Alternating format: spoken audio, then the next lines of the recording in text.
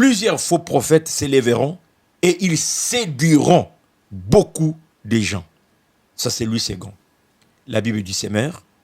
De nombreux faux prophètes surgiront et ils tromperont beaucoup de gens. Beaucoup de gens. Dans Timothée, on parle de plusieurs, donc il y a la quantité, beaucoup, nombreux. Le Seigneur parle aussi des nombreux. Et aujourd'hui, dans nos églises, nous voulons qu'elles soient grandes en nombre. Le nombre impressionne. Le nombre crédibilise. Mais le Seigneur, lorsqu'il parle des nombres, il ne parle pas dans le bon sens, que c'est un sujet de joie pour lui. C'est négatif ici. Il y aura énormément de gens qui vont suivre ces faux. Mais nous, aujourd'hui, lorsque nous voyons énormément de gens suivre, nous concluons que ça, c'est la sainteté, ça, c'est la sanctification, ça, c'est la puissance. Il nous est difficile de croire que celui qui entraîne les gens là, c'est un faux. Parce que nous avons, je ne sais pas, dans nos têtes, c'est comme si les faux ne peuvent pas séduire un grand nombre.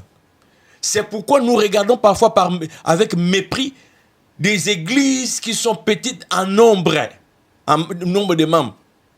Un pasteur qui se présente disant « Je suis pasteur d'une église de 25 membres » ne pèse pas le poids à côté d'un bishop qui prêche devant 5000 personnes chaque dimanche. Revenons dans les Écritures. L'apôtre Paul, ayant averti Timothée au verset 13 en disant « Les imposteurs avanceront toujours plus dans le mal, égarant les autres, égarés eux-mêmes. » Au verset 14, il dit ceci. « Toi, demeure dans les choses que tu as apprises et reconnues certaines, sachant que tu les as, sachant de qui tu les as apprises. Mais toi, demeure. » Bien-aimés, ne jugeons pas les affaires de Dieu par la vue, par nos sentiments. Jugeons les affaires de Dieu par sa parole. Timothée, toi, demeure dans les choses que tu as apprises. Au verset 15, il dit, dès ton enfance, tu connais les saintes lettres, tu connais les Écritures, dès ton enfance. Donc, ta référence, Timothée, ce n'est pas la foule. Le Seigneur Jésus disait, ils vont accomplir des miracles au point de séduire, si possible, les élus.